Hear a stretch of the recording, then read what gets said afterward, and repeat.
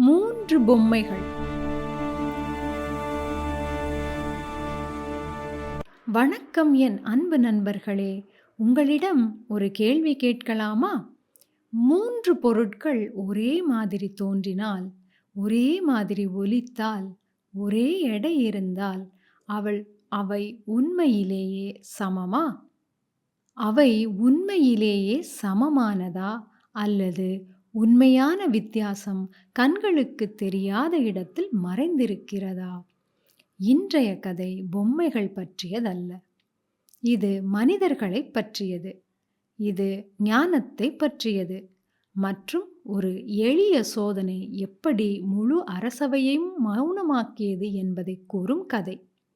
நெடுங்காலத்திற்கு முன் விஜயநகரத்தின் மகத்தான பேரரசை பெரும் வீரனும் ஞானியுமான கிருஷ்ணதேவராயர் ஆட்சி செய்தார். அவரது பேரரசு போரில் வலிமையானது, வர்த்தகத்தில் செழிப்பானது. ஆனால் அதைவிட பெரிய புகழை பெற்றது கலைக்கும் அறிவுக்குமான அளித்த மதிப்பால்தான். ஆனால் அதைவிட பெரிய புகழை பெற்றது கலைக்கும் அறிவுக்கும் அளித்த மதிப்பால்தான். அவரது அரசவையில் கவிஞர்கள், புலவர்கள், இசைக்கலைஞர்கள், தத்துவ ஞானிகள் அனைவரும் இருந்தனர். அவர்களில் ஒருவன் அமைதியாக இருந்தாலும் ஒளிவீசும் அறிவுடையவன். அவன்தான் தெனாலிராமன். ஒரு நாள் காலை அரண்மனை வித்தியாசமான உற்சாகத்தில் இருந்தது. தூர நாட்டிலிருந்து ஒரு தூதர் வந்திருந்தார். அவர் பளபளக்கும் பட்டாடையில் வந்தார். அவருக்கு பின்னால் பணியாளர்கள் ஒரு அலங்கார மரப்பெட்டியை சுமந்து வந்தனர். அவர் மன்னருக்கு வணக்கம் கூறினார். மகாராஜா, உங்கள் அரசவையின் ஞானம் பற்றி எங்கள் அரசர் கேள்விப்பட்டுள்ளார். அவர் ஒரு பரிசையும் ஒரு சவாலும் உங்களுக்காக அனுப்பியுள்ளார் என்றார். அரசவையில் ஒரே சலசலப்பு. என்னது, சவாலா? கிருஷ்ணதேவராயர் அமைதியாக சிரித்தார். பரிசுகளையும் சவால்களையும் வரவேற்கிறோம். தயவு செய்து தொடருங்கள் என்றார். இப்போது பெட்டி திறக்கப்பட்டது. அதன் உள்ளே 3 அற்புதமான பொம்மைகள். தங்கத்தால் செய்யப்பட்டவை, மணிகளால் அலங்கரிக்கப்பட்டவை, அழகாக செதுக்கப்பட்டவை. ஒவ்வொன்றும் சுமார் 1 அடி உயரம். ஆனால் அதிசயம் என்னவென்றால் அவை முற்றிலும் ஒரே மாதிரி தோற்றமளித்தன. ஒரே உயரம், ஒரே எடை, ஒரே வடிவம், ஒரே மாதிரியான வேலைப்பாடு.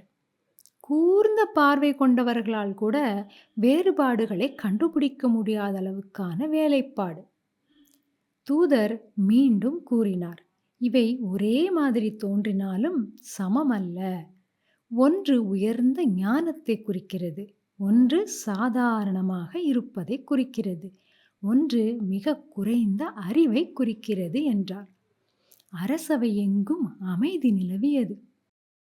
மன்னரே என்று அவர் மேலும் தொடர்ந்தார், இவற்றை சேதப்படுத்தாமல் எது எது என்று கண்டுபிடிக்கவும். அதுதான் உங்களுக்காக எங்கள் மன்னர் கொடுத்தனுப்பிய சவால் என்று கூறினார். முதல்வர் கவனமாக பார்த்தார். ஒலிக்கு எதிராக பிடித்தார். அளந்தார். எதுவும் இல்லை.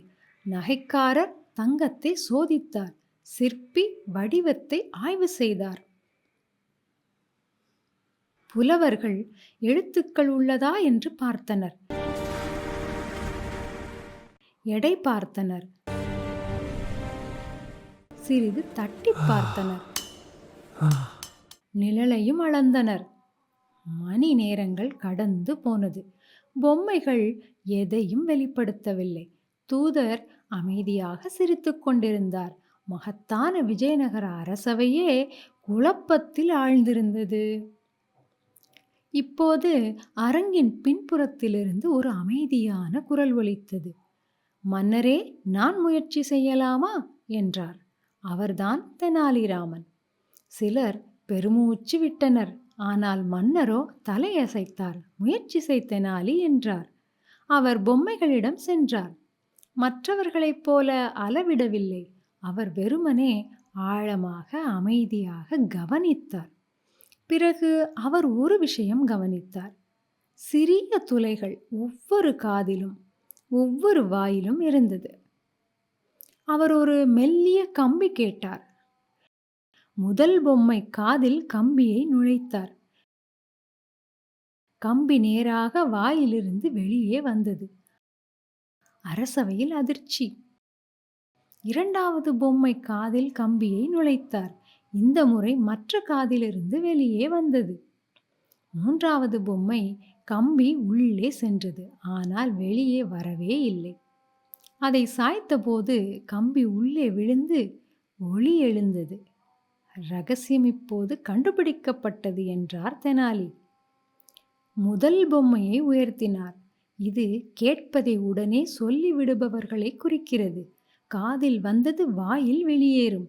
ரகசியம் காக்க முடியாது, வதந்தி பரப்புவார்கள். இது குறைந்த அறிவு. இரண்டாவது பொம்மை கேட்கிறார்கள், ஆனால் உண்மையில் கவனிப்பதில்லை. ஒரு காதில் வந்து மற்ற காதில் போய்விடுகிறது. அறிவு நிலையாக இவர்களிடம் இருக்காது. இது சாதாரண பொம்மை என்றார். மூன்றாவது பொம்மை, இது உயர்ந்த ஞானம். கேட்பது உள்ளேயே தங்கும். அறிவை சிந்திப்பார்கள், ரகசியம் காப்பார்கள். எப்போது பேச வேண்டும், எப்போது மௌனமாக இருக்க வேண்டும் என்பதை அறிந்து வைத்திருப்பார்கள் என்றார். அரசவை முழுவதும் ஆரவாரமும் கைத்தட்டலும் நிரம்பி வழிந்தது. இந்த கதை பொம்மைகள் பற்றியது அல்ல, நம்மை பற்றியது. இன்றைய உலகில் தகவல் வேகமாக பரவுகிறது. வதந்திகள் உண்மையை விட வேகமாக செல்கின்றன. உங்களிடம் ஒரு கேள்வி. நீங்கள் எந்த பொம்மை? முதல் பொம்மையா? சிந்திக்காமல் பகிர்பவரா? இரண்டாவது பொம்மையா? கேட்டு மறந்து விடுபவரா? அல்லது மூன்றாவது பொம்மையா? ஆழமாக கேட்டு சிந்தித்து புத்திசாலித்தனமாக பேசுபவரா? கேட்பதென்பது சக்தி. நம்பகத்தன்மை அரிது. அரிதானவைதான் மதிப்புடையது என்றார். தெனாலிராமன் ஒரு புதிரை மட்டும் தீர்க்கவில்லை, மனிதர்களுக்கான கண்ணாடியையே காட்டினார். மிகப்பெரிய ஞானம் சத்தமாக இருப்பதில்லை. அது சிந்தனையுடன் இருக்கும். அது கட்டுப்பாட்டுடன் இருக்கும். ஞாபகம் வைத்துக் கொள்ளுங்கள், நீங்கள் எவ்வளவு பேசுகிறீர்கள் என்பதில் அறிவு இல்லை. நீங்கள் எவ்வளவு புரிந்து கொள்கிறீர்கள் என்பதில்தான் உள்ளது. சில நேரங்களில் அறையில் மிகவும் புத்திசாலியானவர்கள் அதிகமாக கேட்பவராகத்தான் இருப்பார்கள். இந்த வாரம் மூன்றாவது பொம்மையாக இருங்கள். அதிகம் கேளுங்கள், குறைவாக பேசுங்கள், ஆழமாக சிந்தியுங்கள். உங்கள் மரியாதை, உறவுகள், தாக்கம் வளர்வதை பாருங்கள்.